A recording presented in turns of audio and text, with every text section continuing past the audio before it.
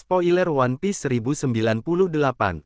Judul, Kelahiran Bonnie. Ginny diculik untuk dijadikan istri Tenryubito. Dilaporkan bahwa seluruh pasukan tentara revolusioner dimusnahkan dalam serangan mendadak oleh pemerintah dunia. Setelah Ginny diculik, tentara revolusioner menjadi lebih ganas dan Kuma menjadi lebih intens dalam pertempuran. Kita melihat momen ketika tentara revolusioner menjemput orang-orang dari kerajaan Goa. Setelah itu, Kuma berteleportasi ke pulau lain untuk membantu para pemberontak. Kuma mengakhiri pertempuran di pulau itu sendirian. Bonnie adalah anak yang lahir dari Ginny dan Tenryubito. 2 tahun kemudian, Ginny terjangkit penyakit mematikan yang disebut Sapphire Skull King Yu. Ini adalah penyakit yang sangat langka, bahkan paling langka dibandingkan Amber Let Syndrome, penyakit Law pada anak-anak. Ketika pasien bersentuhan dengan cahaya alami, sinar matahari atau cahaya bulan, Sapphire Skull, menyebabkan seluruh tubuh mereka menjadi biru dan kulit mereka menjadi keras seperti batu.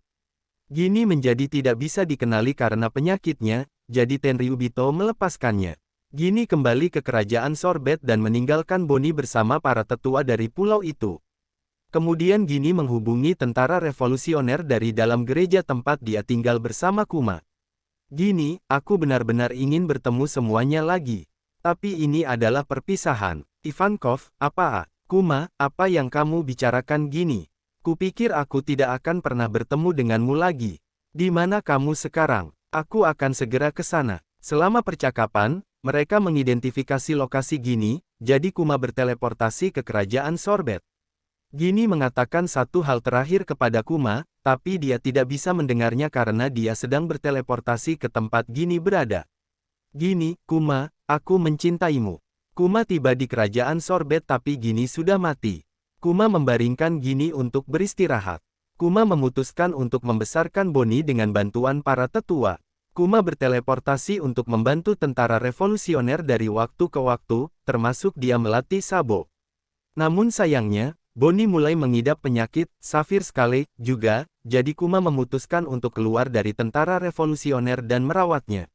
Dragon mengizinkannya dan dia memberitahu Kuma bahwa dia akan bertanya kepada semua dokter yang dia kenal kalau ada di antara mereka yang bisa membantu Bonnie. Kuma tidak tahu apa yang harus dilakukan untuk merawat Bonnie, jadi dia memutuskan Bonnie tidak bisa meninggalkan gereja untuk menghindari cahaya alami. Kuma mulai membawakan buku Bonnie tentang berbagai pulau untuk dibaca. Kuma, jika kamu bisa bepergian, kemana kamu ingin pergi, Bonnie? Kuma dan Bonnie menikmati kebersamaan, menari dan hidup sebagai ayah dan anak. Wajah Bonnie memiliki batu biru karena Sapphire Skull, jadi Kuma memanggilnya Jewelry. Beberapa tahun berlalu, kini kita sudah 6 tahun yang lalu dari sekarang. Bonnie berumur 5 tahun. Kuma berbicara dengan dokter tentang penyakit Bonnie. Dokter mengatakan kepadanya bahwa meskipun Bonnie tidak pernah melakukan kontak dengan cahaya alami, penyakitnya akan bertambah buruk seiring bertambahnya usia dan dia akan meninggal ketika dia berusia 10 tahun. Bonnie mendengar percakapan itu, tapi dia hanya mendengar bagian, sekitar 10. Dia sangat bahagia karena dia salah paham bahwa dia akan sembuh ketika dia berusia 10 tahun. Kuma selalu berpesan dengan optimis bahwa suatu saat penyakitnya akan sembuh. Sekarang dia tidak bisa mengatakan yang sebenarnya dan dia tidak tahu harus berbuat apa. 1 tahun berlalu, kita sekarang berada di 5 tahun yang lalu dari sekarang, Bonnie sudah berumur 6 tahun. Chapter berakhir saat Bekori, mantan Raja Sorbet, kembali ke kerajaan Sorbet dan mulai membunuh warga Sorbet. Orang-orang meminta bantuan Kuma. Minggu depan libur.